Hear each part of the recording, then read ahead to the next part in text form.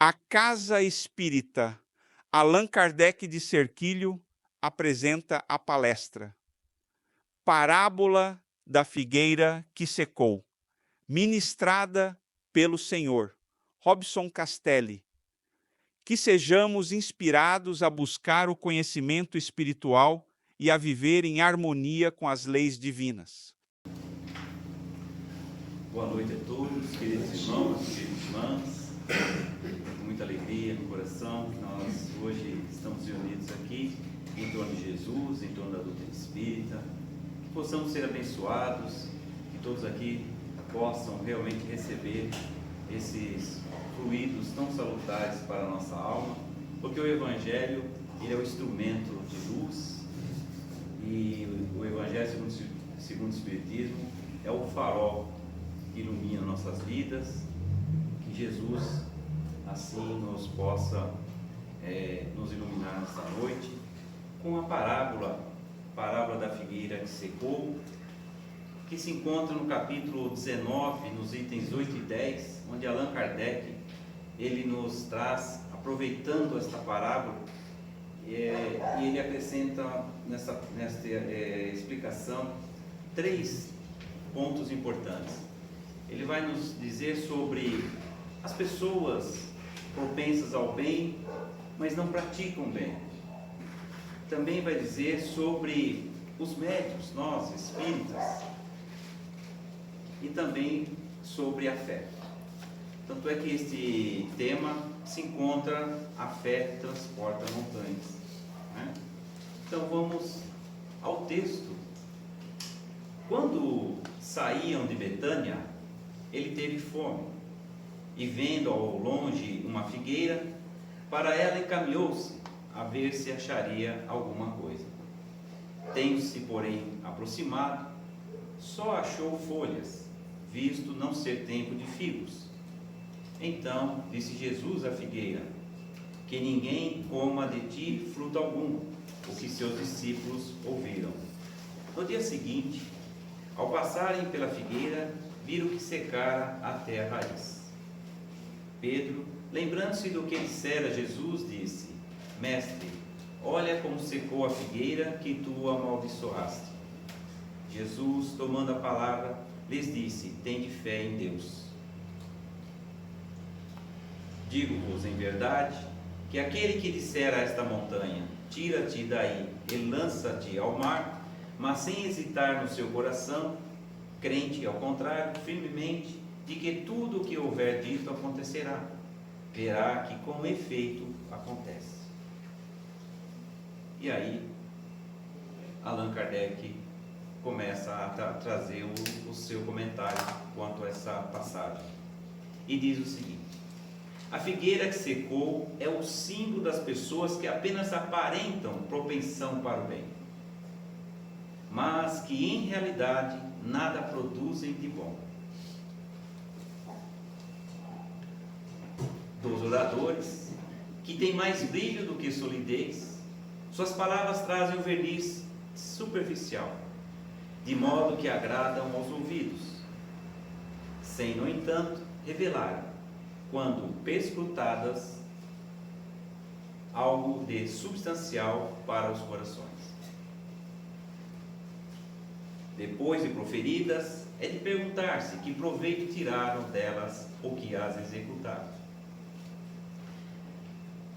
Então Allan Kardec ele já dirige a nós médiuns, todo trabalhador, pode ser os oradores e qualquer outra função dentro da doutrina espírita, dentro da casa espírita, porque a responsabilidade é nossa de o conhecimento da doutrina e a aplicação dela.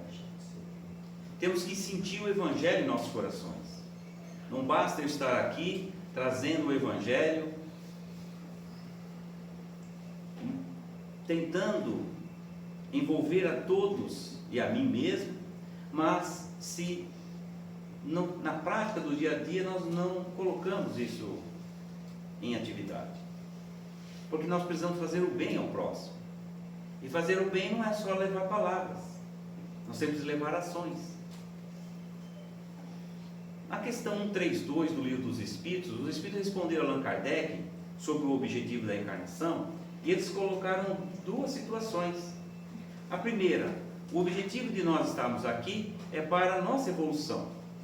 Até aí, tudo bem. E qual é a outra? É impulsionar a humanidade ao bem. É impulsionar a humanidade, é ser agente de Deus para que possamos assim, que abraçamos a causa que é Jesus modificando cada coração de nossos irmãos. Então este é o objetivo. Então o trabalhador, aqui em particular, o espírita, precisa ter essa consciência, que há uma responsabilidade tamanha de impulsionar também a humanidade. Porque hoje nós falamos de médios, antigamente a palavra era profetas. Então há uma responsabilidade tamanha. Então Allan Kardec ele dirige a isso, para que nós possamos assim se conscientizar.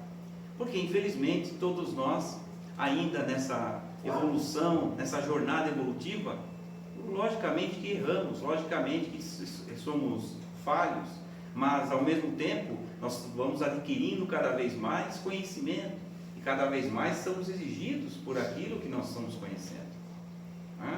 Então a modificação ela é real e ela tem que ser verdadeira. Kardec continua dizendo, simboliza também todos aqueles que, tendo meios de ser úteis, não são. Todas as utopias, todos os sistemas vazios, todas as doutrinas sem base sólida. Então, nós encarnamos, independentemente em que posição estamos, em que religião estamos, todos nós somos um tijolinho na construção do reino de Deus. Todos nós estamos aqui envolvidos com o nosso Cristo Jesus. Só que muitos ainda não acordaram para isso. E como nós somos envolvidos num planeta onde sabemos que é de provas e expiações, onde infelizmente temos a ação das nossas más inclinações, por isso as crueldades, as barbáries que ainda existem em nós, nessa transição, temos que entender que a necessidade de buscar o Evangelho em nossa vida é muito precioso. Nós precisamos modificar o quadro que vivemos, a nossa própria vida, e fazer o bem sempre.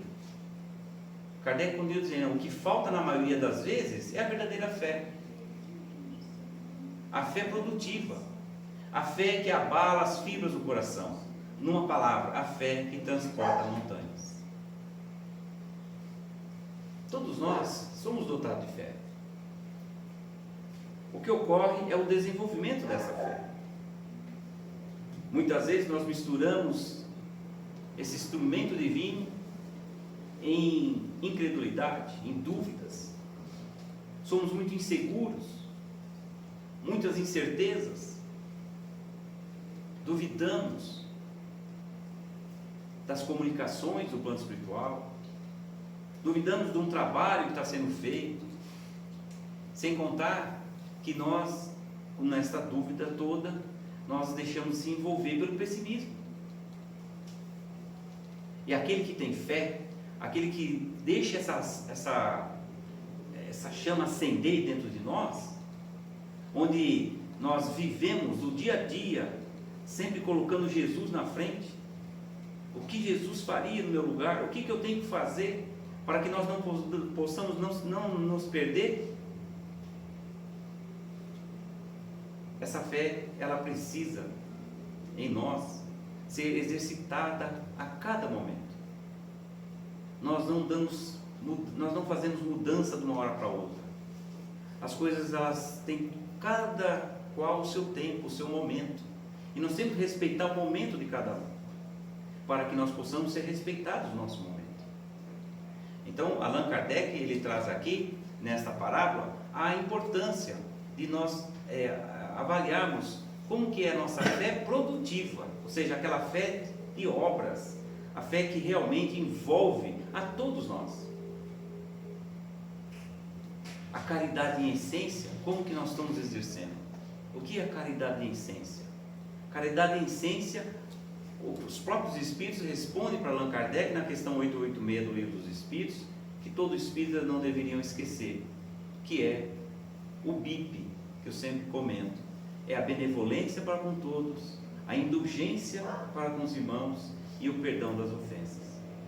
Então, logicamente, nós estamos a caminho disso. Longínquo, sim, mas a caminho. E nós temos que exercitar, nós temos que buscar sempre entender que é por este caminho que nós vamos realmente fazer com que a nossa semente seja uma árvore no futuro de bons frutos. Então Allan Kardec continua dizendo que são árvores cobertas de folhas, mas carentes de frutos, aquele que não faz a obra. Nós vamos ser avaliados pelas nossas obras, pelas nossas ações, pelas nossas atitudes. E essas atitudes, ações, começam em nossos pensamentos, em nossa maneira de agir, já dentro de nós mesmos. Qual é a minha reação na minha mente referente ao mundo, referente às pessoas, os acontecimentos? E aí nós externamos isso para o nosso dia a dia. Vamos sempre lembrar que a nossa vida retrata aquilo que nós somos por dentro. Porque o universo é assim. Nós estamos conectados com esse universo. E é por isso que Jesus se condena à esterilidade. Porque dia virá em que se acharão secas até a raiz. Significa dizer que todos os sistemas, todas as doutrinas que não houverem produzido nenhum bem para a humanidade, cairão reduzidas a nada. Que todos os homens, deliberadamente inúteis, por não terem posto em ação os recursos que traziam consigo, serão tratados como a figueira que secou. A doutrina espírita nos explica que todos nós somos médios, cada um em um grau diferente. Nós sempre falamos sobre os médios ostensivos, aqueles que se expressam diretamente essa mediunidade. Mas também tem aqueles que não se expressam, mas são médios. De alguma forma, todos nós somos médios. Então é interessante porque Santo Agostinho, certa vez, ele comenta que a razão de ser todos médios, basta imaginarmos que cada um de nós, ao reencarnarmos, nós estamos ligados ao nosso irmão protetor, ao nosso anjo de guarda, ou como quer dizer, né? Então, esta interligação entre esse irmão e nós já somos instrumentos entre o mundo corporal e o mundo espiritual. Então todos somos médios. Mas a mediunidade é um instrumento para a elevação do espírito e para também empurrar a humanidade. Nós não devemos deixar que alguma manifestação em nós seja objeto de abandono, porque Deus, ele dá os instrumentos para cada um de acordo com a possibilidade e a situação de cada um.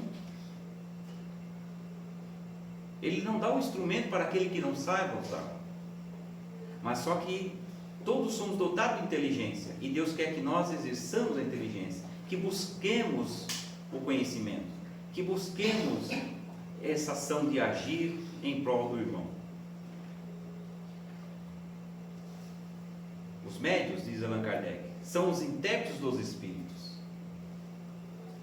Suprem nesses últimos a falta de órgãos materiais pelos quais transmitem suas instruções. É por isso que são dotados de faculdades para esse efeito. Então a mediunidade é uma faculdade do espírito imortal, que todos os homens possuem, como diz, em maior ou menor grau. E temos que desenvolvê-lo para o nosso processo evolutivo. Esta é a importância, este é o objetivo. É esta a parábola que Jesus ele quis nos trazer. Estamos aqui para trabalhar um em favor do outro, porque nós precisamos também do favor do outro. Não podemos simplesmente manter ainda nosso orgulho, né? A nossa indiferença com essa realidade. Nesses tempos de renovação social, ele tem uma missão especialíssima. São árvores que devem fornecer alimento espiritual aos seus irmãos. Olha a responsabilidade de nós médicos. A responsabilidade de todas as pessoas que já têm propensão para o bem. Muitas vezes elas nem têm uma religião, nem são, dizem, né, que não são religiosas, mas no fundo, na alma, têm a propensão de fazer o bem. E muitas vezes demonstram que fazem o bem, só que ainda não abraçou esse bem, não abraçou essa caridade, não abraçou essa vontade de realmente estar em ação. Por quê? Porque em nós ainda é desenvolvido o egoísmo e o orgulho, nosso interesse pessoal. Muitas vezes querem fazer o bem, mas pensando em algum retorno. Não é aquele interesse, não é aquele trabalho de obras onde nós nos anulamos. Não, fazemos por vontade, por amor, mas sem nada exigir, sem querer aplausos. Esta é a condição. É isso que nós precisamos fazer para que possamos tornar um alimento espiritual. E Deus, Ele conta com isso, Ele conta com todos esses agentes. Multiplicam-se em número, diz Kardec, para que o alimento seja abundante. Existe em toda parte, em todos os países, em todas as classes da sociedade, entre os ricos e os pobres, entre os grandes e os pequenos, a fim de que não haja deserdados em nenhum ponto, e a fim de provar aos homens que todos são chamados. Como Deus é misericordioso, como tudo no universo faz sentido quando nós elevamos nosso pensamento a Deus e nós colocamos Jesus, né, nesse centro maravilhoso de luz que é o sol. Jesus é o sol da nossa vida. E é nesse ensinamento que Deus não abandona filho nenhum. Em todos os lugares, por mais cruéis que estejam vivendo agora, há sempre aquele irmão trabalhando em prol do Cristo. Mesmo no meio de uma guerra, há irmãos trabalhando para o Cristo. Nós não podemos ser pessimistas, nós temos que entender que nós somos um momento de transformação e que nós somos reencarnantes e que nós vamos responder por aquilo que fazemos. Se nós não podemos ajudar diretamente a um irmão, faça uma oração.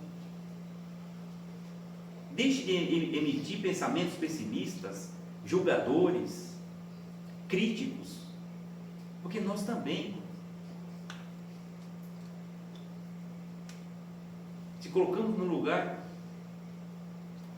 quantas vezes nós somos julgados, criticados? A situação é a mesma. Lógico, uma proporção diferente, mas a situação é a mesma. Por isso que o Evangelho diz: não julgue para não ser julgado.